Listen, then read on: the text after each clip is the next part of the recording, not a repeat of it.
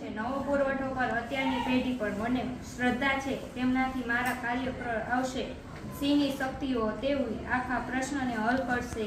મેં એ યોજના આખી ગોઠવી રાખી છે અને મારું આખું જીવન મેં યોજના અપૂર્ણ કર્યું છે અને મારું આખું જીવન મેં એ યોજના અપૂર્ણ કર્યું છે। હું જો સફળ નહીં થાઉં તો મારા પછી કોઈ એક વધુ સારી વ્યક્તિ આવીને સફળ કરશે તો વધુ સારી વ્યક્તિ આવીને એ સફળ કરશે। મારી ભવિષ્યમાં આશા બુદ્ધિમાન બીજાઓની સેવા માટે ત્યાગ કરનારને આજ્ઞાપાલક ચારિત્ર્યવાન યુવક નિર્ભર છે। આજે હું તમને થોડું રામ વિશે જણાવીશ। રામ હિન્દુ ધર્મના એક પ્રમુખ દેવતા છે। રામ એ ભગવાન વિષ્ણુનો 7મો અને સૌથી લોકપ્રિય અવતાર છે। એમના ધર્મપત્નીનું નામ સીતા હતું। એમને 2 બાળકો હતા। એકનું નામ લવ અને કુશ હતું।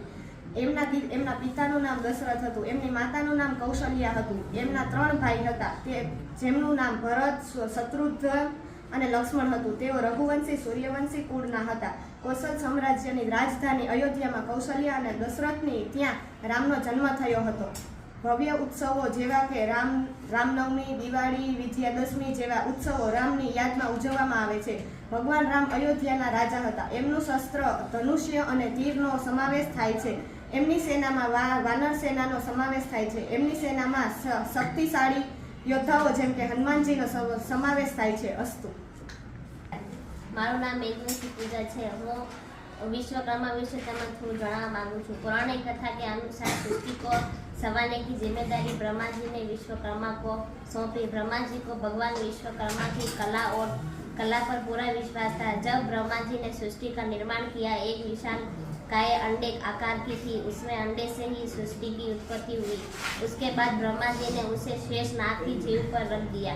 शेष नाग से हिलने की सृष्टि को नुकसान होता था। इस बात से परेशान होकर ब्रह्मा जी ने विश्वकर्मा को उसका उपाय पूछा। विश्वकर्मा ने निरु पर्वत को जल में रखकर स्थिर कर दिया। भगवान विश्वकर्मा की निर्माण क्षमता और शिल्प कला से ब्रह्मा जी बेहद प्रभावित हुए। तभी से विश्वकर्मा को दुनिया का पहला इंजीनियर और वास्तुकार माना जाता है। મારું નામ છે પંડ્યા માહી। હું આજે થોડું કૃષ્ણ ભગવાન વિશે જણાવવા માંગીશ। કૃષ્ણ ભગવાન મથુરા છોડ્યા બાદ દ્વારકા વસાવ્યું હતું। દ્વારકા નગરીનું પ્રાચીન નામ કુશસ્થલી હતું। દ્વારકાની સ્થાપના કરી હતી, તેથી કૃષ્ણ દ્વારકાધીશ કહેવાયા। કૃષ્ણના વૈકુંઠ નિવાસ બાદ પૂર આવ્યું અને દ્વારકા ડૂબી ગયું। પુરાતત્વ વિભાગને અરબ સાગરમાંથી દ્વારકાના અવશેષો મળી આવ્યા। 1960માં આજના દ્વારકા શહેરમાં એક મકાનને તોડતી વખતે મંદિરનું શિખર મળી આવ્યું હતું। અહીં ખોદકામ દરમિયાન ભગવાન વિષ્ણુના મંદિરના અવશેષો સાથે ઘણી વસ્તુઓ મળી આવી હતી। ભારતીય પુરાતત્વ સર્વેક્ષણના ભૂતપૂર્વ મહાનિદેશક શિકારપુર રંગનાથ રાવે અહીં સંશોધન કરવાનું નક્કી કર્યું। 1989માં પાણીના અંદરની શોધખોળ દરમિયાન આવી અનેક રચનાઓ મળી આવી હતી, જે સૂચવે છે કે અહીં કોઈ શહેર ડૂબી ગયું હશે। અરબ સાગરમાંથી 1989માં પાણીની અંદર સંશોધન દરમિયાન મોટા લંબચોરસ પથ્થરો મળી આવ્યા હતા અને અર્ધચંદ્રાકાર આકારના પથ્થરો મળી આવ્યા હતા। આ બધા પથ્થરો માનવીઓ દ્વારા કોતરવામાં આવ્યા હતા। દિવાલોના અવશેષો મળી આવ્યા હતા। એટલું જ નહીં, અહીં માટી ઊંડે સુધી શોધ કરવા આવી હતી। દરિયાની ઊંડાઈમાંથી પથ્થરની વસ્તુઓ પણ મળી આવી છે। એક પુરાતત્વવિદોએ જણાવ્યું છે કે સમુદ્રની અંદર જે વસ્તુઓ મળી છે તે લગભગ ઈસવીસન પૂર્વે 2000ની છે। અનેક રંગબેરંગી વસ્તુઓ પણ મળી આવી હતી। ધરણ્યા રેણુકા છે। આજે હું શ્રી કૃષ્ણ વિશે કહેવા માંગુ છું। શ્રી કૃષ્ણે ગીતામાં કહ્યું છે કે મારા વગર ભરોસો ન રાખો, પણ એવું નથી કીધું કે મારા ભરોસે બેસી રહો। એ પ્રભુ જે નથી આપ્યું તે અફસોસે હું ક્યારેય નહીં કરું, કારણ કે એવું ઘણું આપ્યું છે કે જેને કલ્પનાથી પણ હું કરી શકું। જય શ્રી કૃષ્ણ। મારું નામ મહિદા રેણુ છે। હું આજે તમને હનુમાન ચાલીસા વિશે જણાવવા માંગીશ। जिस पृथ्वी से सूर्य की दूरी का पता लगाने में वैज्ञानिकों सालों लग गए, उसी तुलसीदास जी ने हनुमान चालीसा के एक दोहे में वर्षों पहले ही लिख दिया था। हनुमान चालीसा में एक दोहा है, जुग सहस्त्र योजन पर भानु लीलियो ताही मधुर पर जानू। इसमें है सूर्य से पृथ्वी के बीच की दूरी। दरअसल इस दोहे में है पहला शब्द जुग, जिसे हिंदी में युग भी कहते हैं। अब युग भी 4 होते हैं, कलयुग, द्वापर युग, त्रेता युग और सतयुग।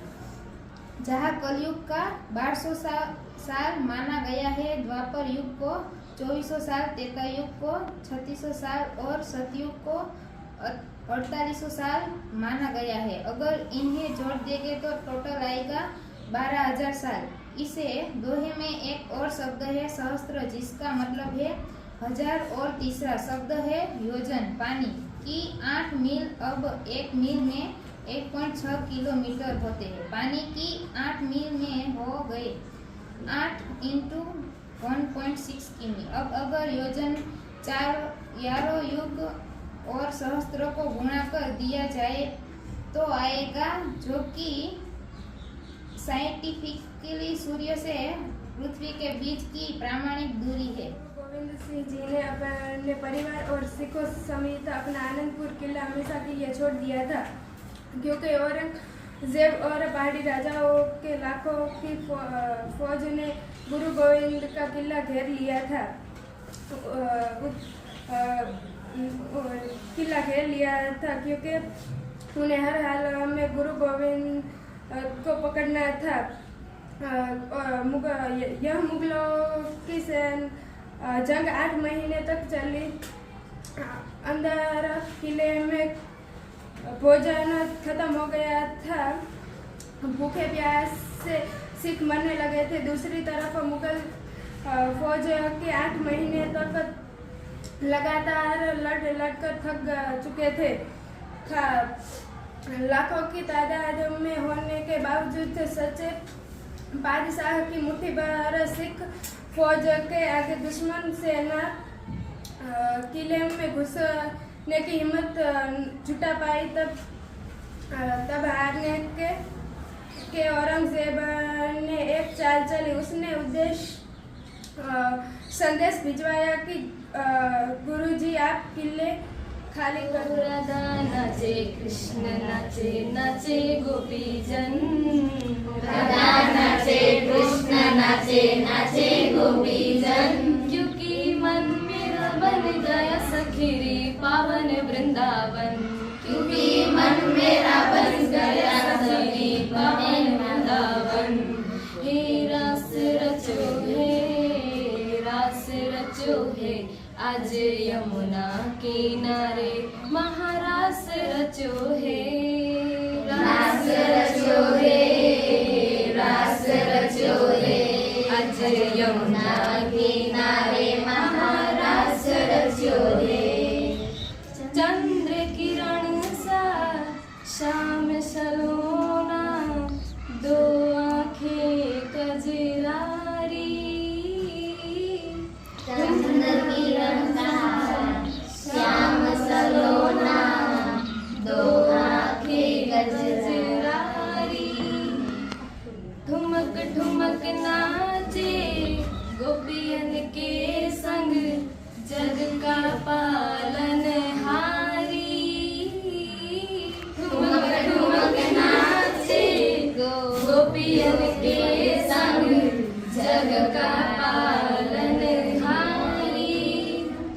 रास बिहारी संग राधा सुकुमारी। रास बिहारी संग राधा सुकुमारी। रास बिहारी संग राधा सुकुमारी। रास बिहारी संग राधा सुकुमारी। ओ ब्रज में बिराजे रे, श्याम संग राधा नाचे रे। श्याम संग राधा नाचे रे। श्याम संग राधा नाचे रे।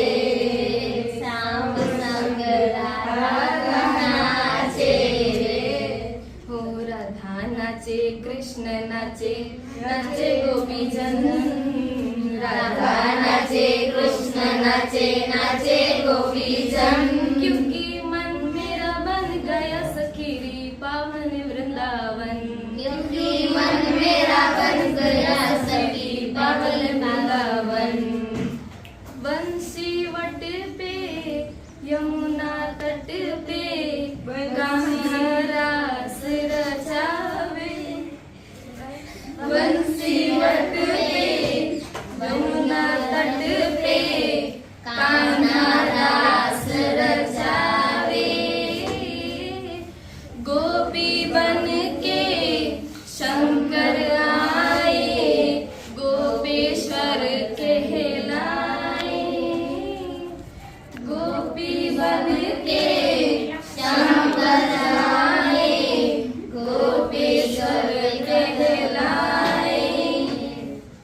डम डमरू बाजे कान्हा की मुरली पे डम डम डमरू बाजे कान्हा की मुरली पे तो जग सारा नाचे रे श्याम संग राधा नाचे रे श्याम संग राधा नाचे रे श्याम संग राधा नाचे रे गोकुल में देखो वृंदावन में देखो रे गोकुल में देखो रे वृंदावन में देखो रे मुरली बाजे रे श्याम संग राधा नाचे रे श्याम संग राधा नाचे रे।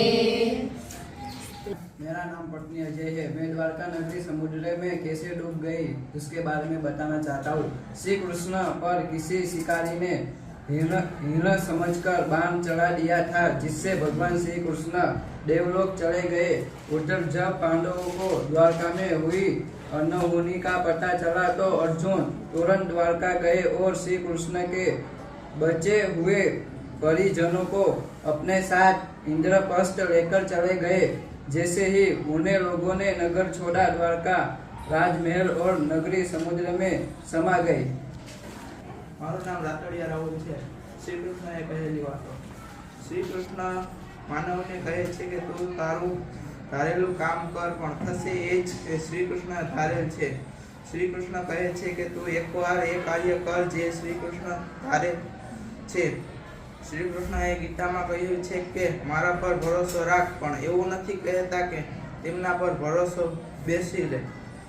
કોઈ સમસ્યાનું સમાધાન એ વાત પર નિર્ભર રહે છે કે તેનું સમાધાન કોણ કરી છે।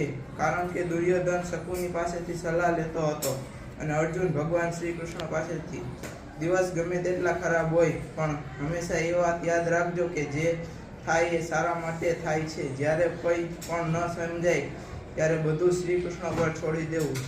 જે ડાળી પર સૂતેલો પક્ષીને નથી પડવા દેતો એ આપણને સંભાળી લેશે।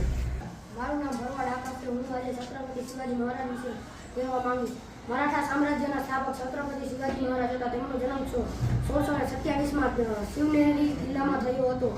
તેમના પિતાનું નામ શાહજી ભોસલે અને તેમના માતાનું નામ જીજાબાઈ હતું। તેમના પત્નીનું નામ સાઈબાઈ હતું અને તેમના પુત્રનું નામ સંભાજી મહારાજ હતું।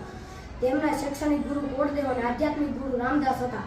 તેઓ ગોરીલા યુદ્ધ નીતિને ઘડવૈયા અને રાષ્ટ્રનીતિ હતી એટલે તેમની રાષ્ટ્રનીતિ હતી। તેઓ ડુંગર તરીકે જાણીતા હતા। શિવાજી ભારતમાં સૌ પ્રથમ નૌકાદળની રચના કરી હતી। તેઓ નૌસેનાના પિતા પણ માનવામાં આવે છે। તેઓએ પોતાની પ્રથમ રાજધાની ઈસવીસન 1656માં રાયગઢને બનાવી હતી। ઈસવીસન 1662માં શિવાજીને મારવા માટે વિજાપુરના સેનાપતિ અફઝલ ખાને તેમને ત્યાં બોલાવ્યા હતા।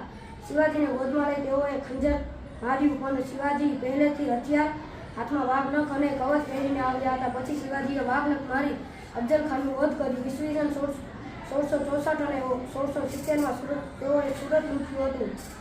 છત્રપતિ શિવાજીનું નિધન 3 એપ્રિલ 1680ના રોજ રાયગઢના કિલ્લામાં થયું હતું। મારું નામ જાદવ વિજય છે। આજે હું તમને અક્ષરધામ વિશે કહીશ। ગાંધીનગર શહેર સેક્ટર 20માં આવેલું અક્ષરધામ મંદિર લોકપૂર્ણ છે। 2 નવેમ્બર 1992ના રોજ કરવામાં આવ્યું હતું। આ મંદિરને BAPS બોચાણ વાસી અક્ષર પુરુષોત્તમ સ્વામિનારાયણ સંસ્થા દ્વારા સંચાલિત છે। આ મંદિર राजस्थान गुलाबी पत्थरों बना। परमार विशाल में 11वीं कक्षा में पढ़ता हूँ। मैं कुछ महाराणा प्रताप विषय बताना चाहता हूँ।